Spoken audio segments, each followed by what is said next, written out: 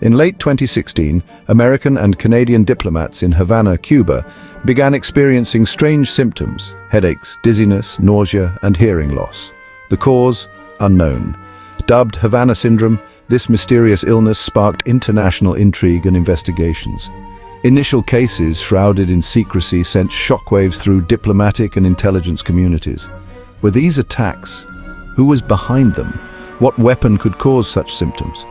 As more cases emerged globally, the mystery deepened, challenging our understanding of illness and technology. Was this a new form of warfare or something else entirely? The answers remained elusive. The first reports of Havana Syndrome emerged from the US Embassy in Havana in late 2016. It was a time of uncertainty and confusion as no one could pinpoint the exact cause of the strange occurrences. American diplomats experienced sudden debilitating symptoms, including high-pitched sounds, pressure sensations, headaches, and dizziness. These symptoms would often strike without warning, leaving the affected individuals in a state of distress and confusion. The symptoms varied in intensity and duration, sometimes lasting months or even years. Some individuals reported mild discomfort, while others were incapacitated, unable to perform their duties or lead normal lives. The seemingly random nature of the attacks and lack of an obvious cause added to the mystery. Investigators were baffled, as traditional explanations like viral infections or environmental factors didn't seem to fit. As more diplomats reported similar experiences, concerns grew that these incidents were deliberate attacks. The idea that someone or some group could be targeting American personnel became a growing fear. The US government began evacuating personnel and issued travel warnings for Americans traveling to Cuba.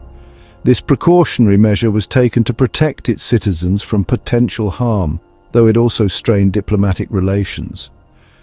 The Cuban government denied involvement, but the lack of a clear explanation fueled speculation and suspicion.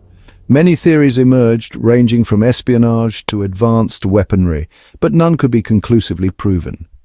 Havana Syndrome became a focal point in the already tense US-Cuba relationship. The mysterious ailment not only affected those who suffered from it, but also had broader implications for international diplomacy and security. One prominent theory is the use of directed energy weapons, specifically microwaves. These weapons are believed to harness the power of electromagnetic waves to inflict damage on targets.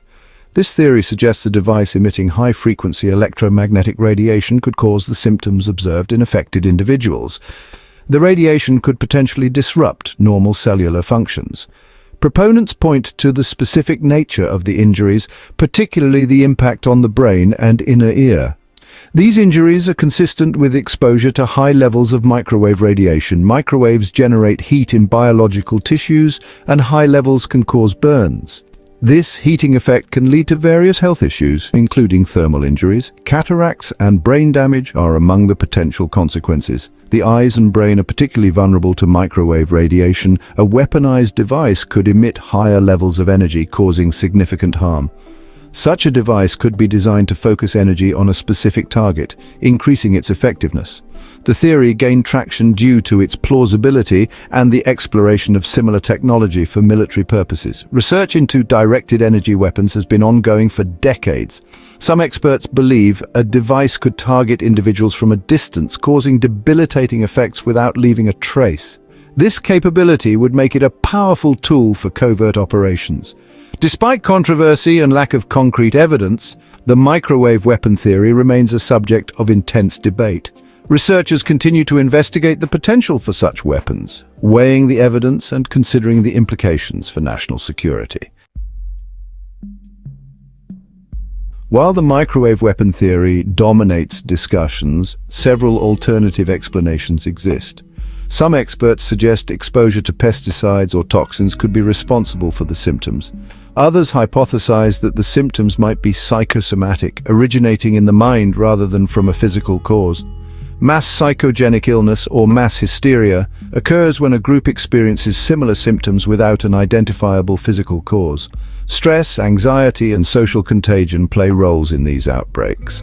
Critics argue that mass psychogenic illness fails to account for the specific symptoms and medical findings. Many victims have no prior history of mental illness or psychological distress. The human toll of Havana Syndrome is undeniable.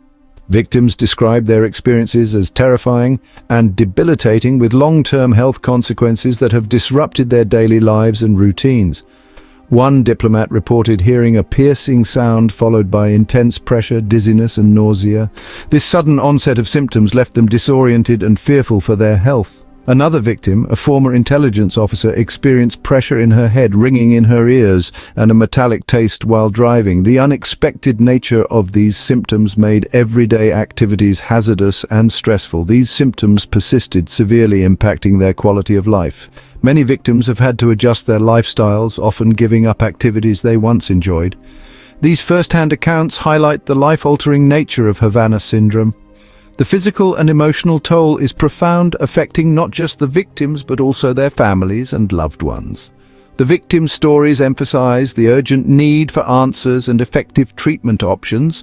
The medical community is still grappling with understanding the full extent of the syndrome. The chronic pain, cognitive difficulties and other symptoms have upended their lives. Many victims struggle with memory issues, concentration problems and persistent headaches. The search for answers continues. Driven by the victim's suffering, researchers and investigators are working tirelessly to uncover the cause and find a solution to alleviate the victim's pain and restore their quality of life. Medical investigations into Havana Syndrome have yielded mixed results. Some studies show evidence of brain injuries, while others are inconclusive.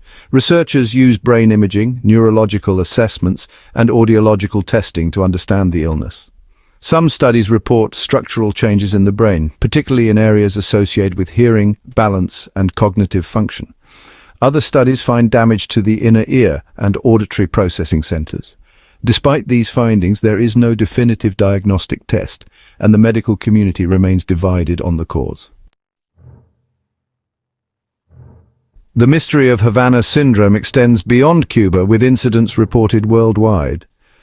The US government has accused Russia of being behind the attacks, pointing to their history with directed energy weapons. Russia denies involvement, dismissing the accusations as baseless. The lack of concrete evidence makes it difficult to attribute blame.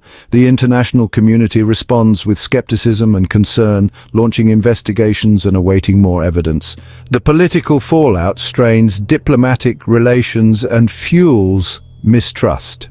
The incidents raise questions about the safety of diplomats and intelligence personnel. The lack of a unified response hampers efforts to address the issue effectively. The search for answers in the Havana Syndrome mystery involves multiple agencies and researchers. Despite years of investigation, a definitive cause remains elusive. Intelligence agencies explore various theories, from rogue actors to state-sponsored attacks. Scientists work to understand the biological mechanisms and develop effective treatments. The lack of a clear understanding and standardized diagnostic test hampers efforts to track cases and assess the problem. This uncertainty fuels speculation and conspiracy theories, complicating the search for answers. The implications of Havana Syndrome extend beyond the immediate impact on victims. If these incidents are deliberate attacks using advanced technology, it represents a new development in warfare and espionage. The potential use of directed energy weapons raises concerns about the vulnerability of diplomats and intelligence personnel. Enhanced security measures and protocols are needed to protect against these emerging threats. The lack of understanding and inability to attribute blame create an environment of uncertainty and mistrust. The long-term health effects on victims raise ethical questions about the use of such weapons. The mystery of Havana Syndrome continues to cast a long shadow. Unresolved questions demand further investigation and a commitment to uncovering the truth. The search for answers must continue for the sake of the victims and global security. What is the true cause? Who is responsible? What are the long-term health consequences? Addressing these challenges requires a multi-pronged approach. Continued investigation, effective treatment protocols, and enhanced security measures are crucial. The mystery underscores the importance of scientific inquiry and international collaboration. Only through concerted effort can we hope to unravel this mystery and mitigate the risks it poses. So hit that subscribe button, ring the bell for notifications, and let's turn the page on a new adventure together.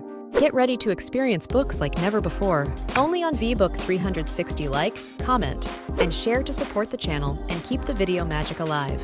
Thank you for stopping by. And remember, every video has a story, and every story deserves to be shared. See you in the next video.